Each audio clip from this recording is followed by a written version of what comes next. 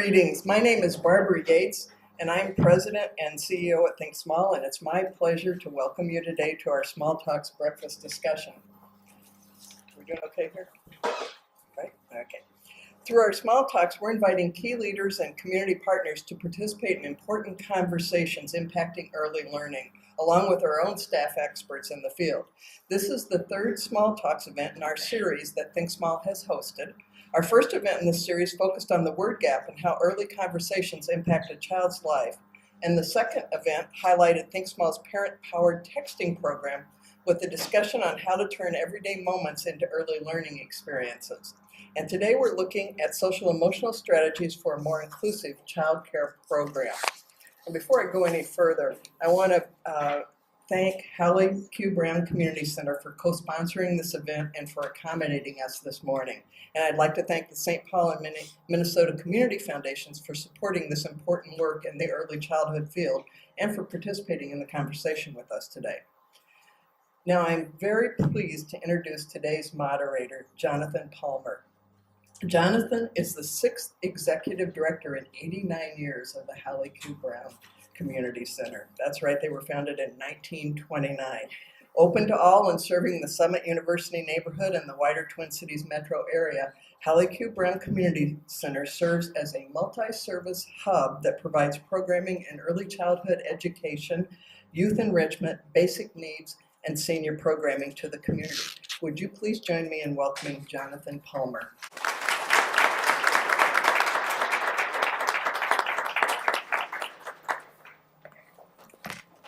All right, well, good morning. I will try not to yell into the mic.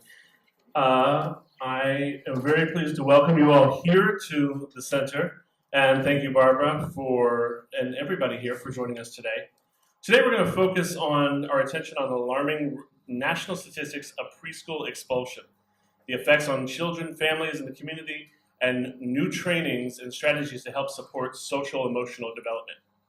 I'm going to first introduce our panelists and ask each of them to share some information on their areas of expertise, and then I have a few prepared questions, and after that we'll open it up to questions from the audience.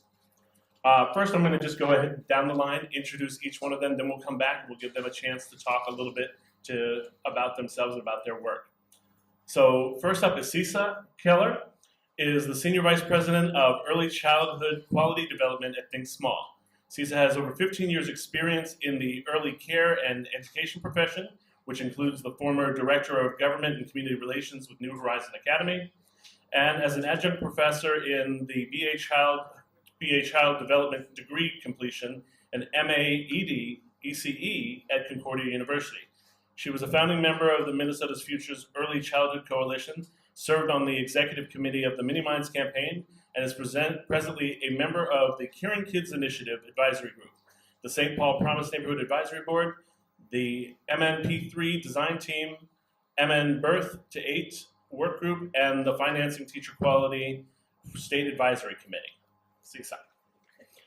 Now, next we have Candace Yates, serving as Quality Supports Manager at Think Small, supporting a diverse team of quality coaches who work with providers, participating in a variety of initiatives through Parent Aware, Minnesota Reading Corps, the Early Sprouts, and Project Inclusion. She's been working in the field of early childhood education for almost 15 years, beginning as a lead toddler teacher with the YMCA of the Greater Twin Cities. She later served as Early Childhood Program Director of the YMCA, successfully leading her program to achieve accreditation through the National Association for the Education of Young Children.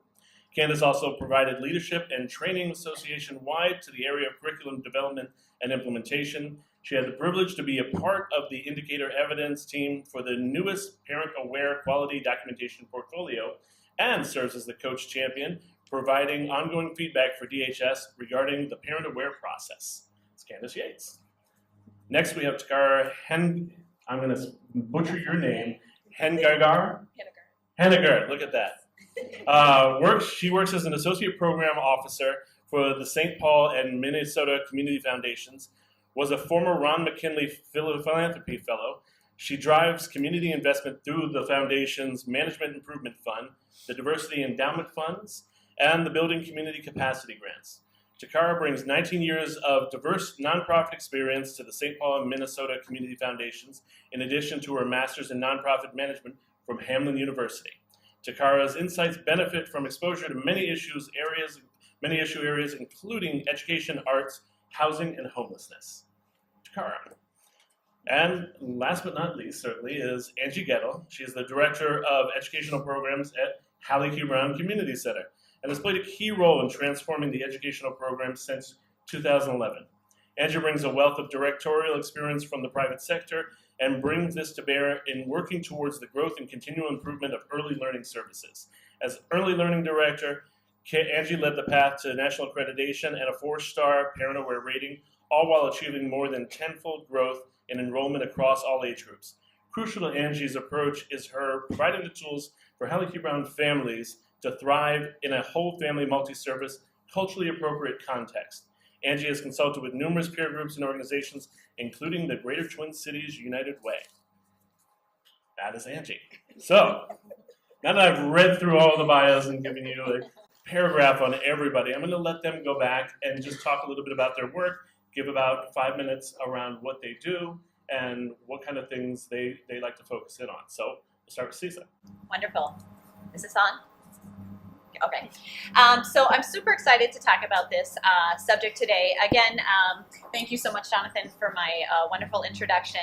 I have the privilege of really overseeing a lot of the work at Think Small in a unique position in which half of my time is spent in actually supporting the work on the ground, our coaching, our professional development, and the other half of my work is working at the policy level, both at the legislature and the administrative level, in trying to implement and influence changes to better support the on-the-ground work. And so it's this real-life time in which we can see what's going on in classrooms and in settings, and then take that back to the administration, back to the legislature, and try to figure out what changes need to make, and vice versa.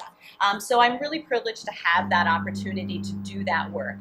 And one of the startling things that we were starting to see on the ground in the last few years was the just horrendous amount of expulsion that was happening in early childhood. Many people are really aware of how bad expulsion is and detrimental it is to young children in our K-12 system. You would all agree that attendance is vitally important. But the assumption was always, that doesn't happen in early childhood. Why would you ever expel a 3-year-old?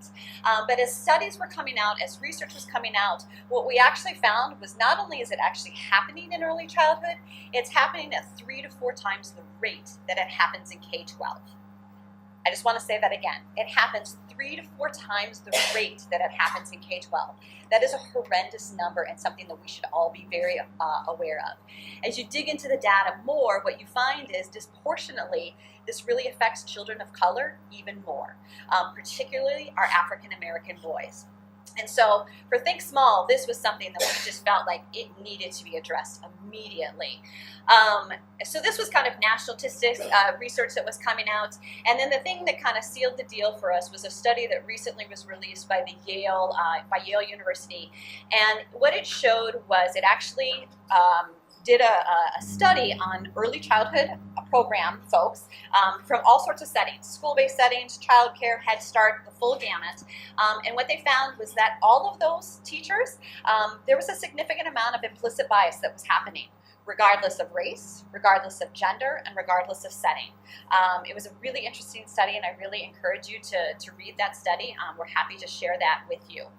And so we recognized that this was a problem across the nation, and it was a problem here in Minnesota. And so Think Small really felt like there was something that could be done here. And so what we wanted to do, I also want to mention, so as that research was coming out, there was a lot of efforts both at the policy level, the federal and the state, to really say that there needed to be something to be done to address that.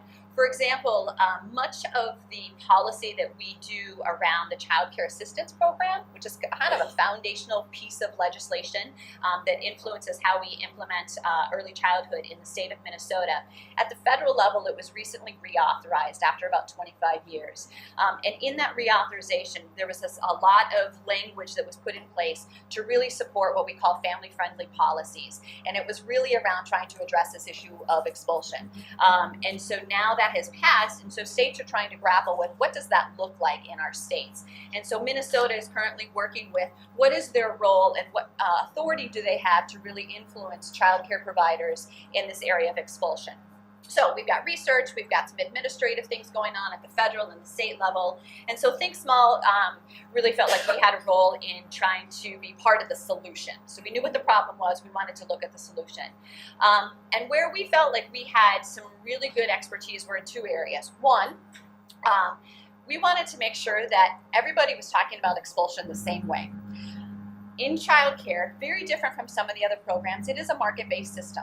And so if you ask a childcare provider in general, have you expelled a child recently, they will say no. If you ask a childcare provider, have you asked a child to leave your center for any reason or your program for any reason, they'll say, oh yeah, but it wasn't expulsion. It was he didn't work for us, or there was some issues going on in the toddler room. There's all sorts of reasons, but it wasn't expulsion. And what we really felt like we needed to do was really set the ground level. Expulsion is expulsion. If you ask a child to leave, it's expulsion. And we just wanted that common foundational knowledge to happen. And at the same time, we also wanted to make sure that our child care providers in particular understood the role of them as the adult. That this is not a child issue, this is an adult issue. Children don't wake up in the morning and say, you know what, I think I'm gonna get myself expelled today. They want to be loved, they want to be supported. This is about the adults in the room and what do we need to do to support those adults and understanding their role in not expelling children. We also felt like we had some expertise in really supporting particularly our communities of color and our ELL communities. We have a very diverse set of coaches, very rich in their knowledge and their backgrounds, and so we wanted to make sure that that was part of what we were looking at. And so with that, I'm going to turn to Candace to talk about the specifics of what Think Small has been doing. All right. As Nina mentioned, our focus with this project shifted more towards adult behavior. We know there's many great programs out there where providers can seek additional services if they have specific children in their program that they feel may need additional supports. Think Small, we've also had programs in years past where that has been the focus of our work. But with this specific social emotional support program, our coaches go into programs, family child care programs and centers, and they work specifically with teachers and providers to help them shift their thinking, their perspective, and their behavior as it relates to their program as a whole and not any one specific child. And it's twofold. So providers get an opportunity to receive free training, professional development in the form of a Super Saturday where they receive about 4 hours of training, and I believe you have some material on your table that talks about some of the training that they've been receiving. All of the training relates to challenging behavior, special needs, offering support in that social emotional realm for children. Once they receive the training, they're invited to partner with a quality coach to receive coaching one-on-one in their program. So they're not required to receive the coaching if they come to the training, but they are given the opportunity if they want to, then to work with a coach for up to 6 months. And it's really a needs-based program. So that coach goes into the program, spends some time talking with that provider about what their needs are, but then really helping them to assess the different areas that they want to focus on to develop a better environment, develop better relationships with their kids. And there may be some specific areas they want to focus on. But like I mentioned in the beginning, as we come in as coaches, our role isn't to specifically help that provider work with one specific child in their program. It's to help them understand how their behavior, the things they do, and how their environment can help foster better social emotional development in all the children in their program, because we know as providers, they will have a whole new set of children in their program a year later. So we want to make sure that the provider themselves are able to implement activities, and they're using tools and resources that are timeless, they're lasting, they're not necessarily created just for one specific child. We're going to show you a video in a few minutes here of a family child care provider who has been working with one of our coaches. She was receiving social emotional support in her program, and One thing she doesn't mention that I'll mention to you before you watch the videos, in the beginning, when she started working with her coach, she was really frustrated. She had she pretty much had a racetrack in her program where there was not any structure. Kids were running around and hitting each other, and she felt, okay, I have some problems I need to address specifically with the kids in the program.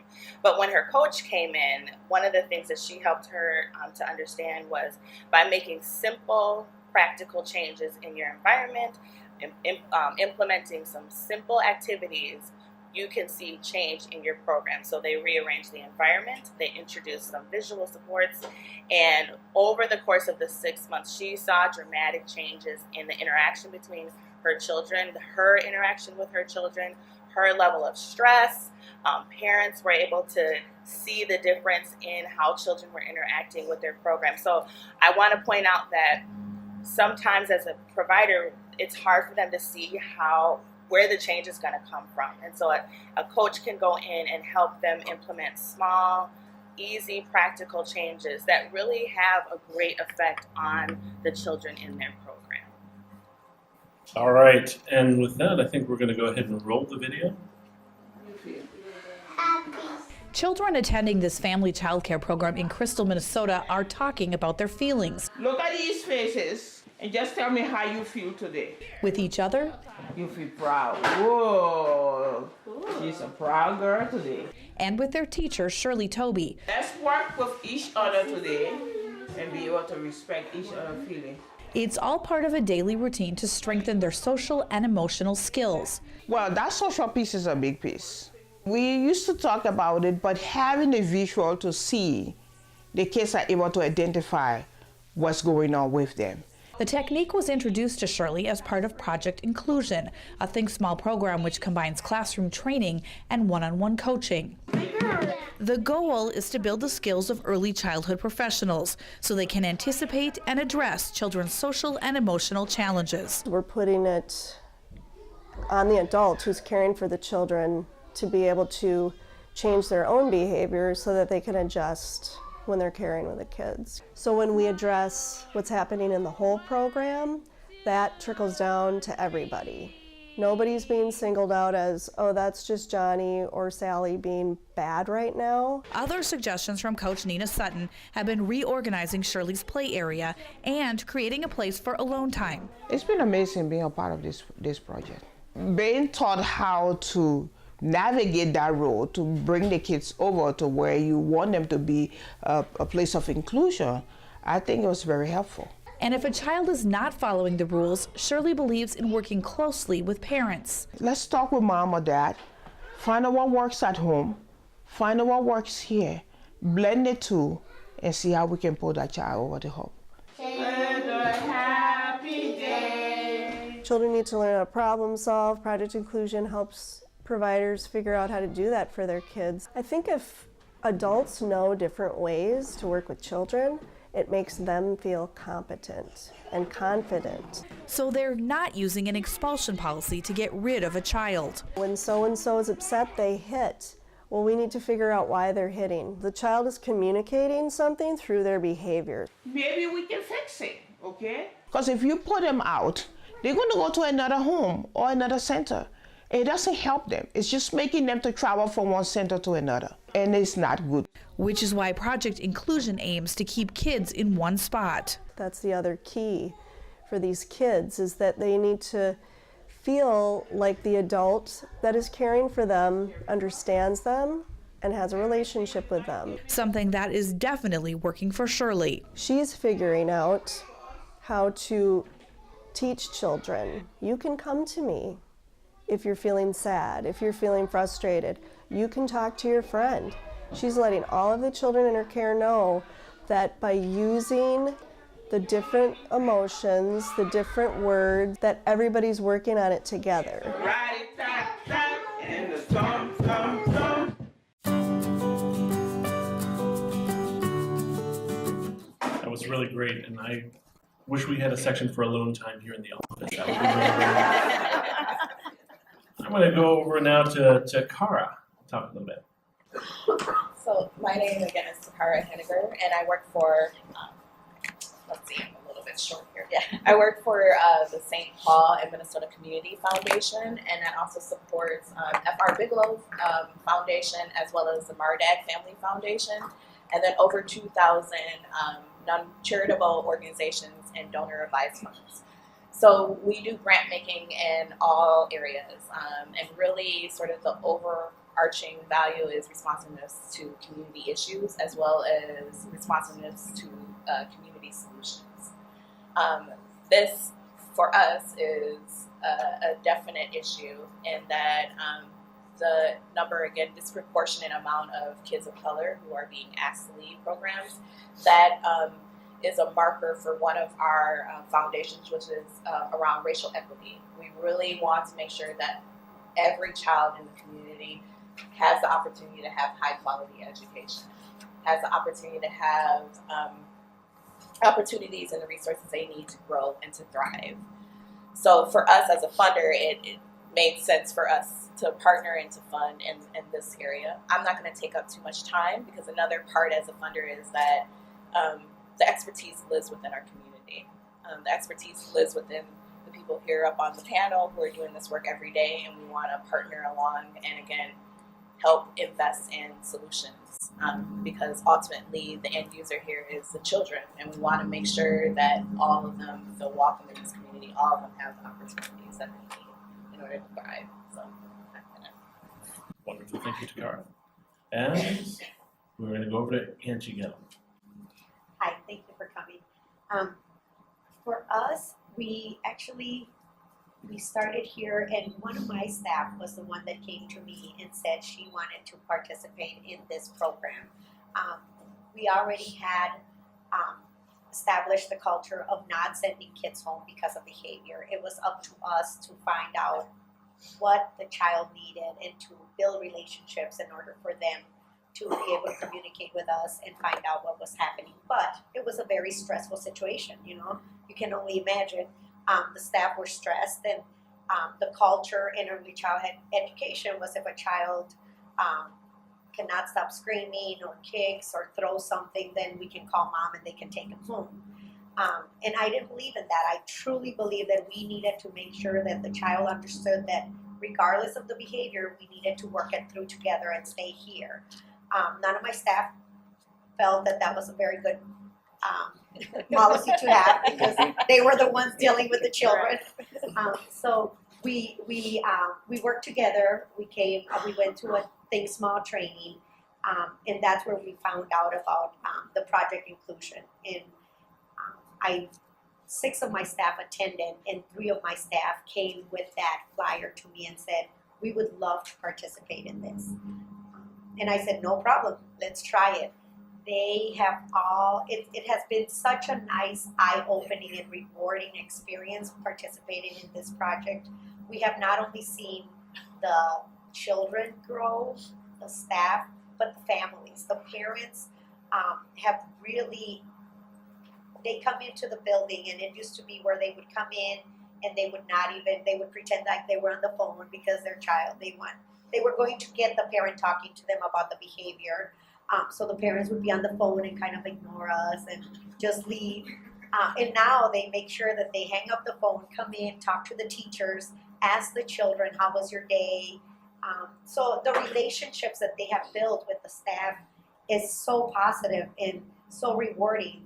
That has helped my staff feel confident and proud of what they're doing because the children are also they communicate now. The children will come in and they're getting upset and they'll come to the teacher and say, "I'm very frustrated with what he did," or "I don't like the choice that you made. You said we were going to go outside." So they're communicating their feelings. They're talking to the staff. They're talking to each other.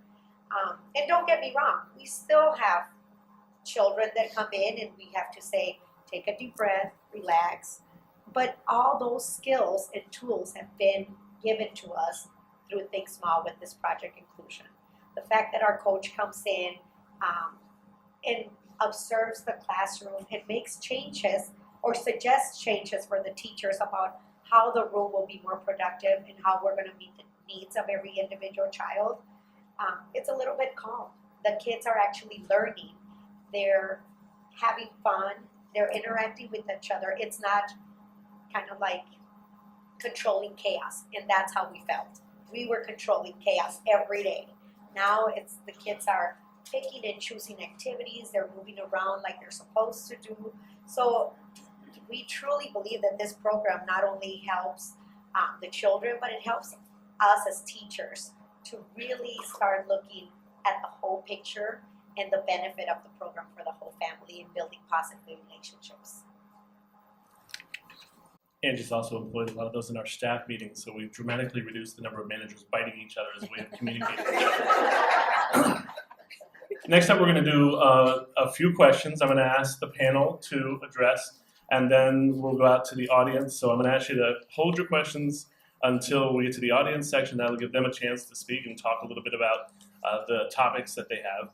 I'm going to direct each one of these to one of the panelists to start off, but it's going to be open to any of the panelists to jump in on that.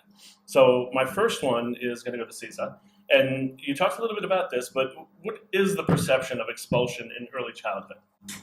Yeah, so I touched on this briefly in my comments, and I know my co-panelists will have some thoughts to this, but really it is, expulsion is really seen as a K-12 behavior. It's not generally seen as something that's happened in an early childhood. And, you know, I think a lot of that comes from the fact that early childhood is seen as much more nurturing and caring and you know, little kids. And so I think there's an element of we don't want to admit that it happens in our settings. And so if we don't call it that, then it's not really there. It's kind of the whole put the ostrich in the sand, and it's not an issue. But I think that, and I have to really make sure that I'm very intentional about saying that Think Small is not the only player in this space. We have a lot of other folks that are doing a lot of this work as well. This is, I think I'm going to echo Takara, this is a community issue, and it is going to involve community solutions. And so Think Small is one player that is really trying to address this.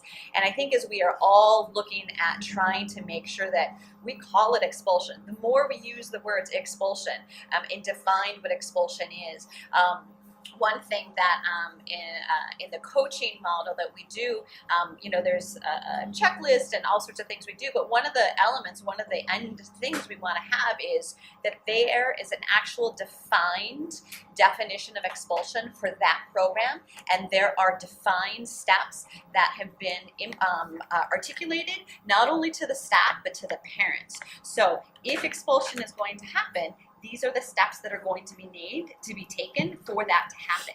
And so just calling it out, I think, is going to be a huge component of it. So I'll stop there. Anybody else like to comment on that? All right. Next, I'm going to jump down to the end with Angie. Angie, what happens when a child is expelled from preschool? Like, what are the consequences for that child? How does it affect the family as a whole? Well, I think, you know, the child goes home, and they're very smart little people. They start learning very quickly that if I don't do what you want me to do, I'm going to get to go home. That's a huge benefit for the child, because who wants to get up early and go and be around 20 other kids when you can be at home watching TV or resting in their mind? But the parent has to leave work, and then the parent has to find somebody to watch the child because the parent has missed work. After a few times, the parent might even lose his or her job because of the child behavior. This affects not just the child and the family, but the whole community, because now the parent is finding another job and going from one place to another, and then finding another location for the child. All this is teaching the child is that you can just misbehave and then you're going to be going home. What happens when they're in elementary school or middle school? You need to be in school in order for you to be successful in life. So it's not an option. Anybody else want to comment? Sure. I think one thing that gets lost when providers don't have a clear understanding or use of expulsion in their program is that the child gets lost, and that administratively we can disenroll a child from our program. You know, they're not on our roster anymore. We've taken their name off the cubby, or their things are gone. We've asked them to leave. But I think what happens to that child is that they still exist.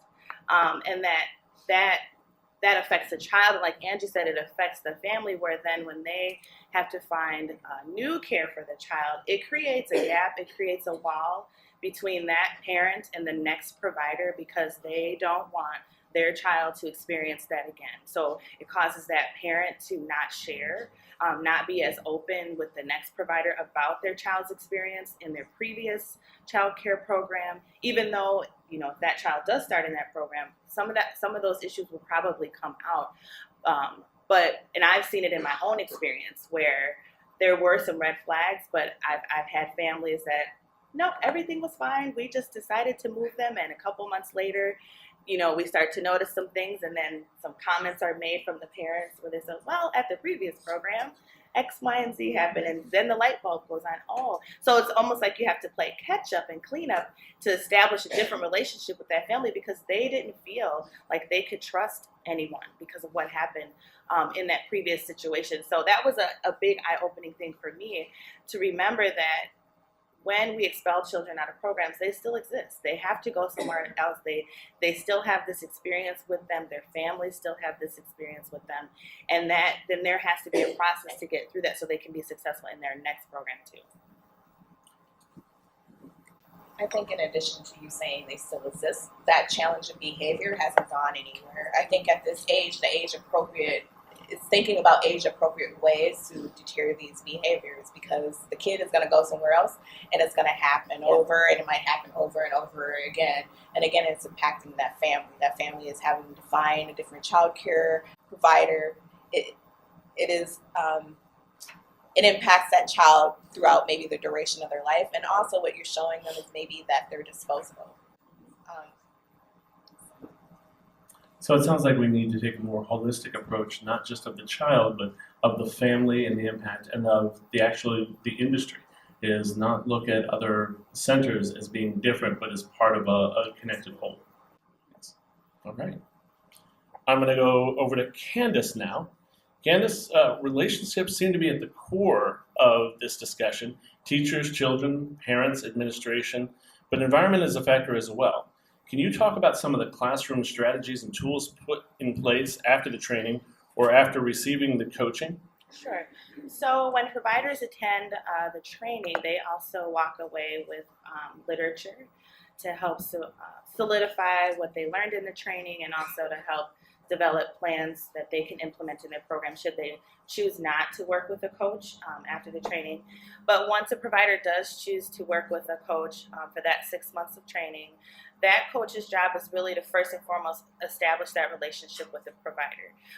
No one wants anybody to walk into their program and immediately say, you need to change this, this, and this.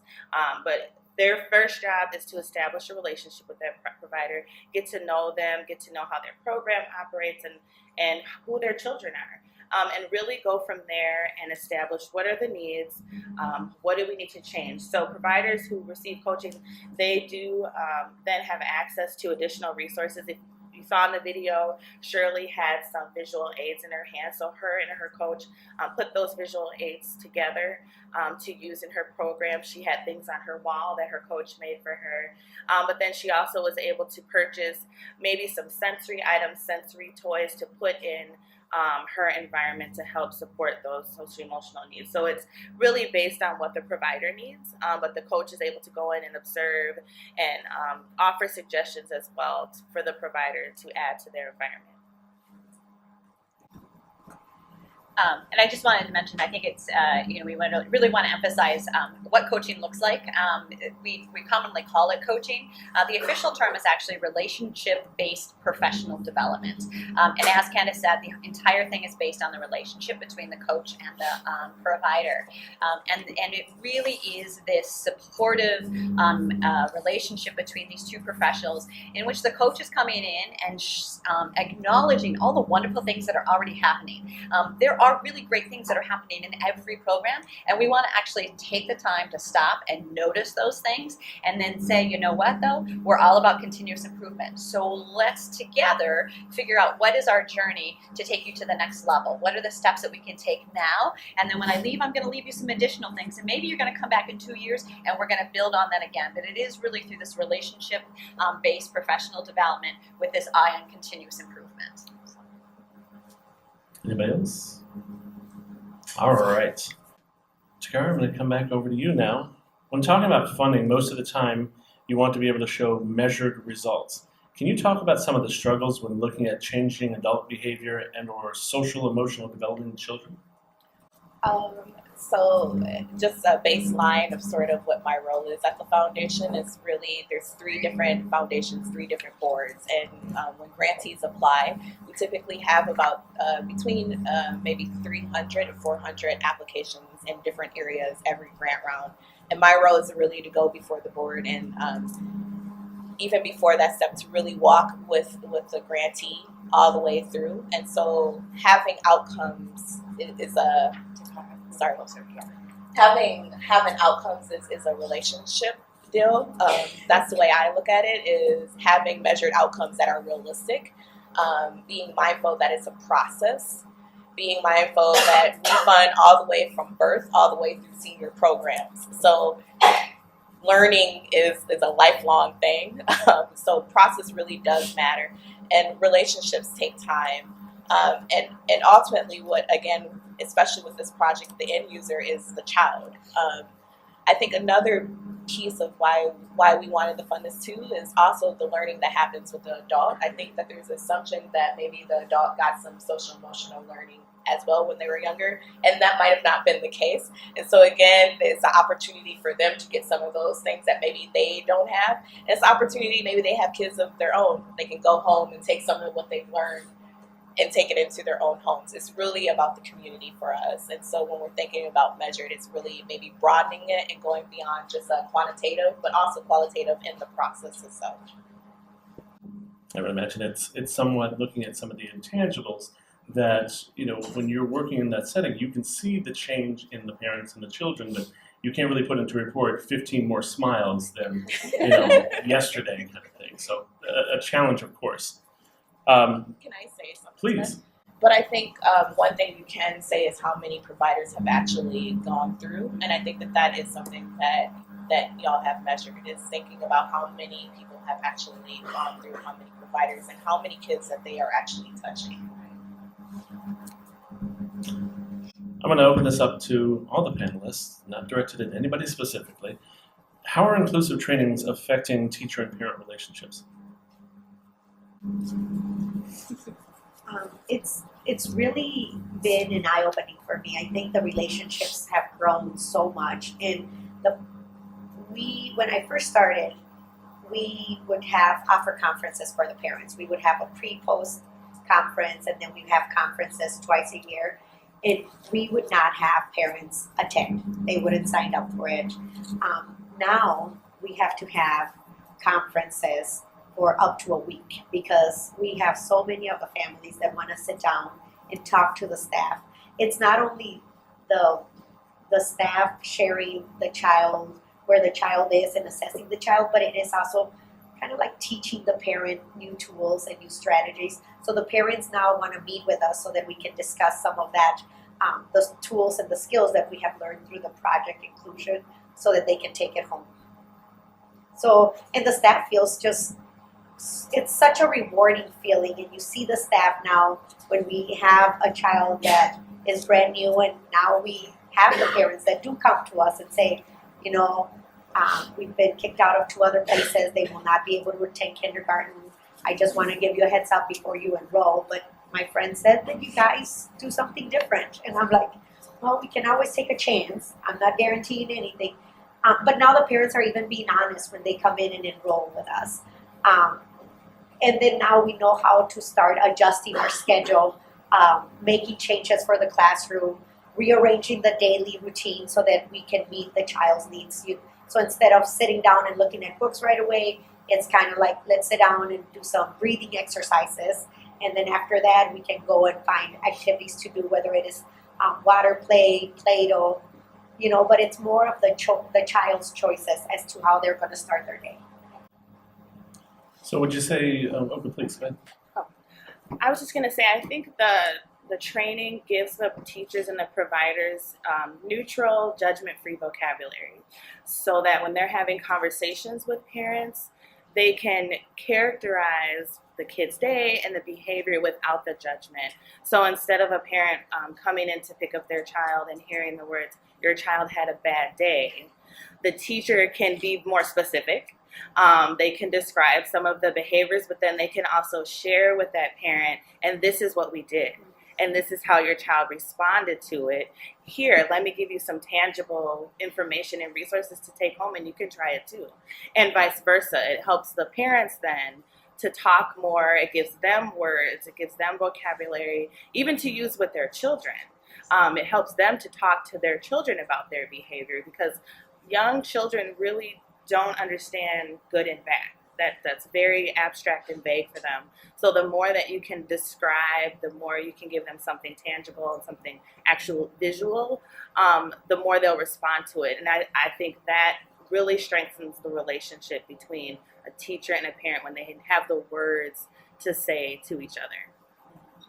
So would you say that parents begin to see the teachers less as just a provider, but more as a partner in the care and the raising of children? Absolutely. Okay. Wonderful. All right. With that, I'm going to turn and open it up to audience questions. If you have a question, raise your hand. I'll call on you. I will go ahead and repeat it so we make sure we record it and keep it up. So I see one in the back all the way. So the question is how do we get the ADA information into the hands of providers and parents so that they can be armed with that kind of knowledge? Anybody want to comment on that? Sure, I'll take it. And I want to just take a moment and acknowledge our friends from the Center for Inclusive Childcare. They're a great partner and do a lot of the trainings that we've been talking about and do some amazing work. And I agree, Cindy. I think that this is something that we do need to, again, as a community, we need to figure out what all of our tools in our toolbox are in trying to address this issue of expulsion, and that's one of them. And so I think it's trying to figure out, unfortunately, this is a fairly new issue that we're struggling with in early childhood, and so I think we're still, unfortunately, at that very initial stages of figuring out what are all of our tools, what are all of our strategies, and what's the most effective way to do it. But I would agree and second that I think that what you've mentioned is something that we need to do. So, Other questions? Up here in the front. So the question is some of these children may have true psychological issues at home, so how is that being addressed so that teachers know that they may need extra skills, they need extra training or information to help address the issue? That's a good question. So I think amongst the coaching that goes on in the program, like Cisa mentioned, those tools in the toolbox, our coaches are able to be a resource to providers and connect them to other organizations that do offer specific help in those areas. So, it's not that the coaches go in the program and work to get providers not to ever refer a child or to ever connect with parents on that level.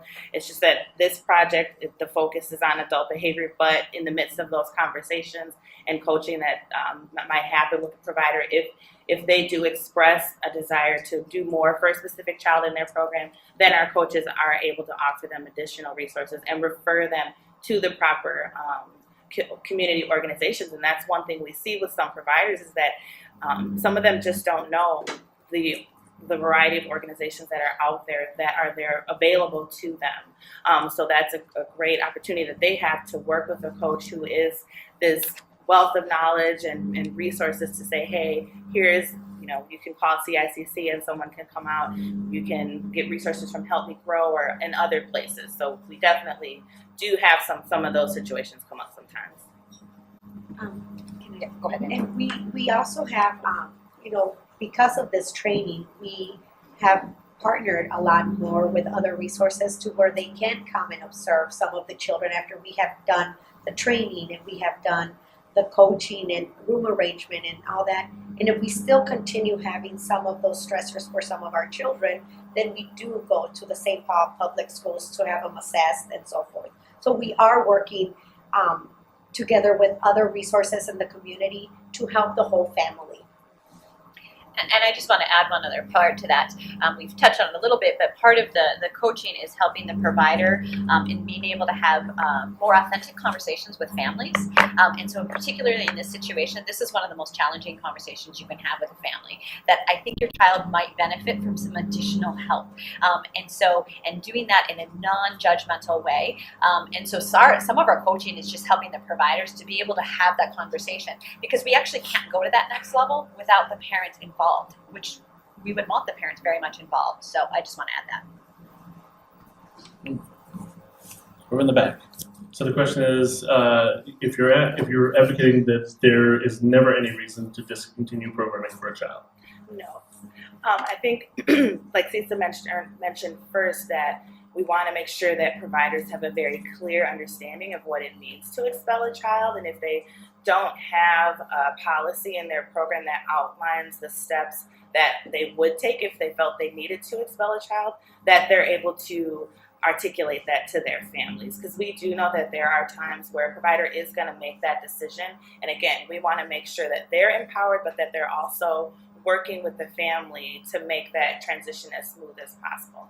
Mm-hmm. And maybe just to phrase it differently, we want expulsion to be the absolute last resort. Yeah.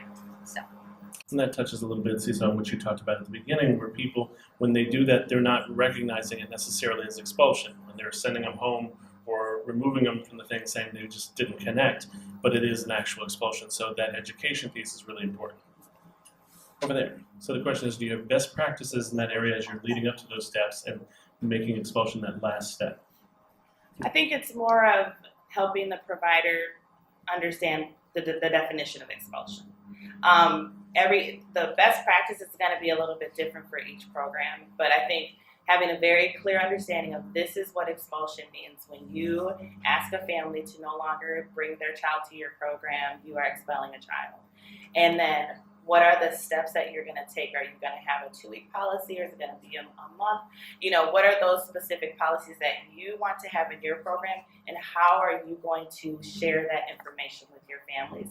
But I think overall, it's, do you clearly understand what expulsion is, and do you understand if you've done it before? And going forward, should you choose to do it, how are you going to do that? And how are you going to have that conversation with your families? Because different programs will have different details to that policy and how they want to implement it, but we want them to understand that when you ask a family to no longer bring their child, or if you say it's not working, or whatever you called it previously, that it's expulsion. And then also the coach working with that provider to help them to understand, you know, what are the possible effects, not to create any sort of guilt, but just for them to be aware and have a level of understanding that, you know, these are the effects of expulsion on children in early childhood, but these are also my options. Like Cisa said, my last resort is going to be to expel this child after I've utilized all of these resources. Or it could be that if a family just is not responsive and they're not willing to partner, how am I going to have that conversation with them about where we go from here? Does that answer your question? Okay. Yeah, I think it's somewhat about process. Right. I have the questions to walk your staff through developing that, and I guess that's really what I'm trying to get at. Okay. Yeah, and maybe so I can address that a little bit too. So part of, again, back to that relationship-based professional development coaching model is we're almost like a facilitator, a guide for you to discover what that is for yourself, right? So part of what we've recognized in coaching is if we come in with the best practices or a checklist, they'll just take that and say, yep, all right, here's my expulsion policy. They don't own it anymore. It's not theirs. Whereas if we go through this process and talk about your responsibility, how this affects a child, here are all the tools that you can do, and you go through this entire thing, they develop that expulsion policy and it becomes theirs. It truly is theirs, and it's more likely to be successful and sustainable. So that's part of it as well, why we don't come in with kind of a best, here's some really good language. So that's part of your project. Correct, part of the coaching, yes. Other questions right over here. What are the best practices to have to get parents engaged in the parent-teacher conferences, and how important is it to have both parents at those conferences? What has worked for us has been that building that relationship, that positive relationship with the families, instead of like our panelists said, that instead of saying, you know, your child needs help in this and this and this and they're falling behind in this, is actually giving suggestions and asking the families, you know, what is it that is important for you and what is it that you guys do at home, and then giving suggestions for that.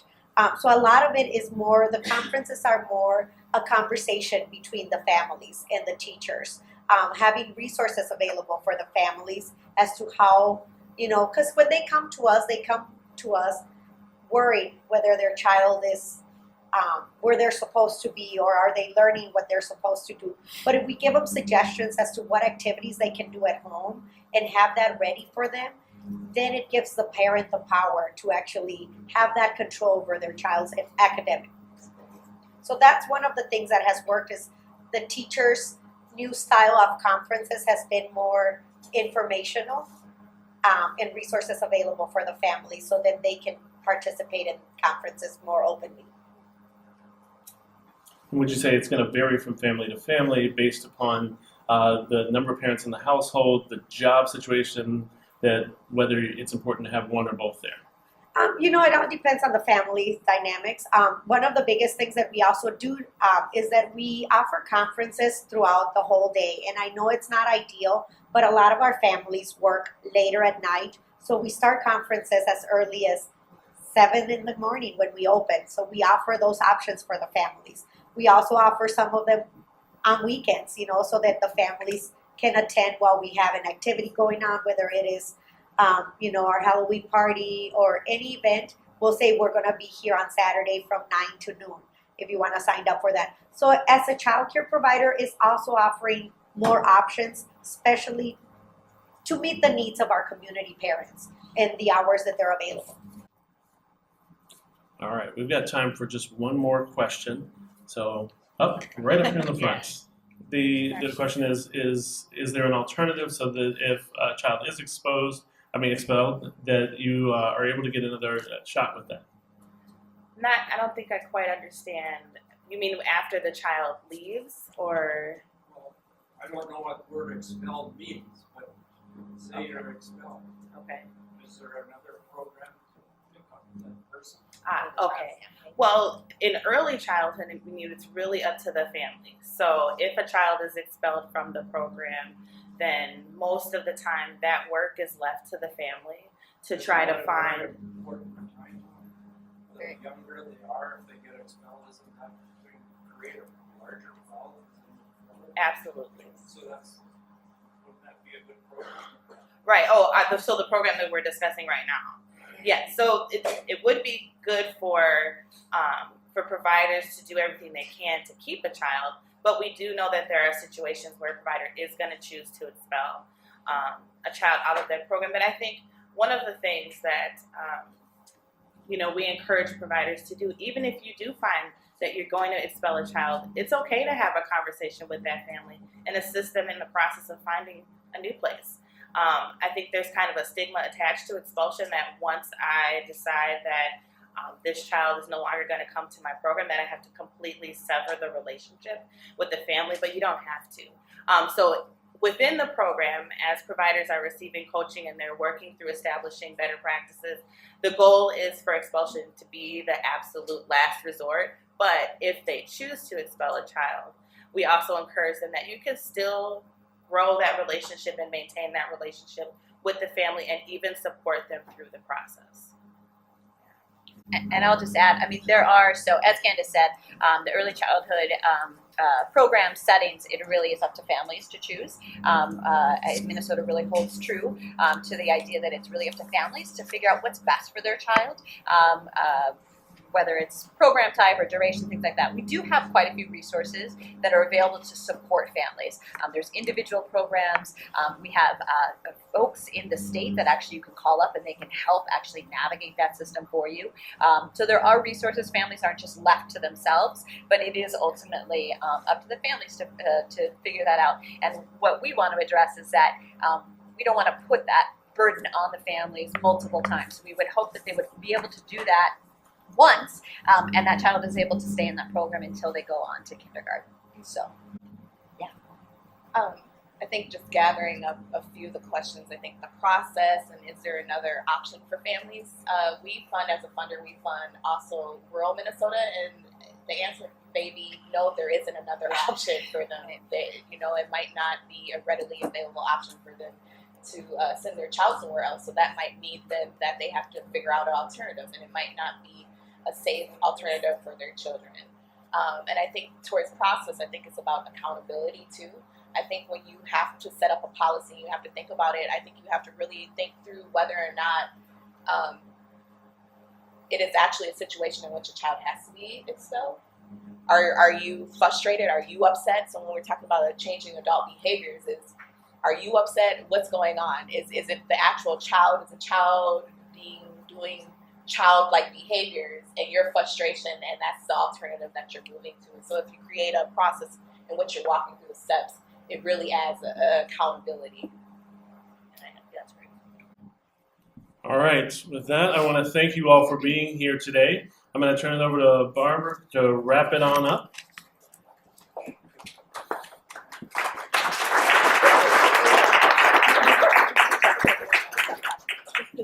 Well, I want to thank our panelists for sharing your experiences today. Thank you. And I want to thank Jonathan for moderating the discussion. Can we give them another round of applause, please?